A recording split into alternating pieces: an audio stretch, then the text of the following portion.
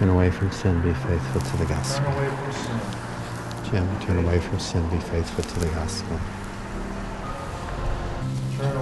Turn away from sin, be faithful to the gospel. What's happening in the Northeast and the Upper Midwest is that the Catholics who used to live there, the younger ones have moved to the Sun Belt. The older ones are dying out. The ones that still lived in the inner cities, in the traditional immigrant neighborhoods. In the case of the state of Massachusetts, it was a majority Catholic state in 1990. 54% of people, when asked, what is your religion, if any, said Catholic. By 2008, it was down to 39%. So there's beautiful buildings that are populated with not enough people to keep the lights on, to keep the heat bill paid.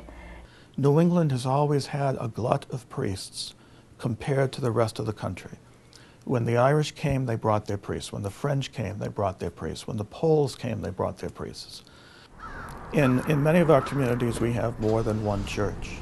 The city of Agawam had exactly that. Two parishes, St. Anthony for the Italians and St. Teresa for the French.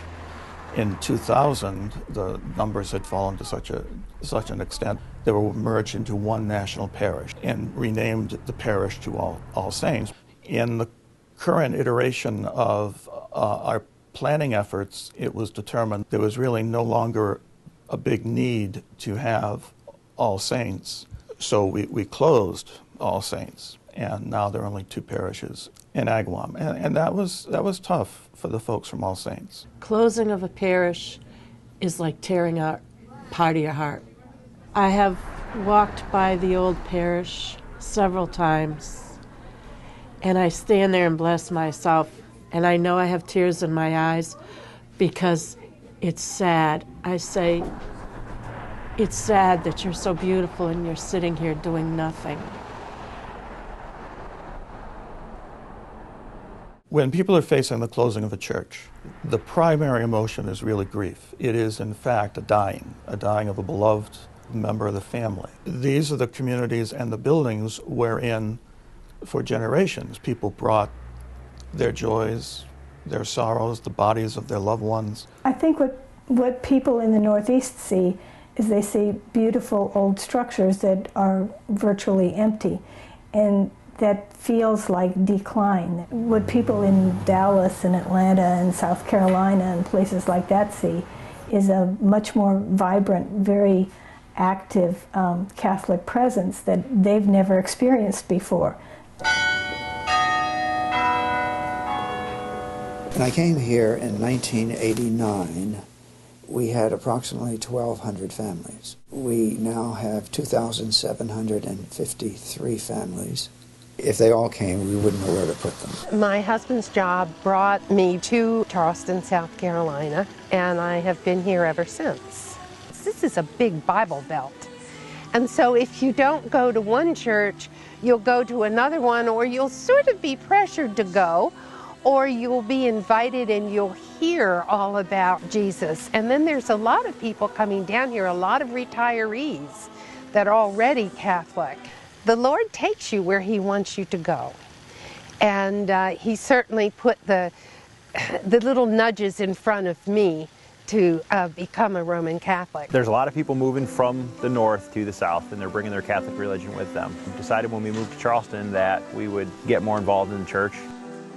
My wife is Catholic, and my kids are in the process of becoming Catholic, so I decided to join the church as well. California, which is a growing state, has gone from 29% Catholic to 37% Catholic. So you see real growth in real numbers.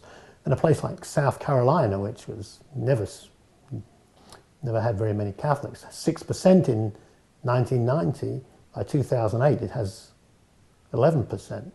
The headline of Catholics in the Northeast is that large numbers of traditionally white European ethnic Catholics have left the church, particularly males, and a lot of them have become what you would call nuns. They've gone not into another religion, but into no religion categories.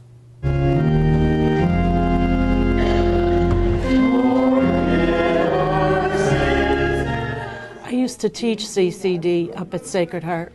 I thought those kids that I was teaching, I thought, oh, they're going to be in this parish forever. I'm going to see them from the time I'm ready to die. But I don't even see them in church. So I know that it got to be a point where their parents weren't coming, so why should they? Once the parents are lost, then the children are lost.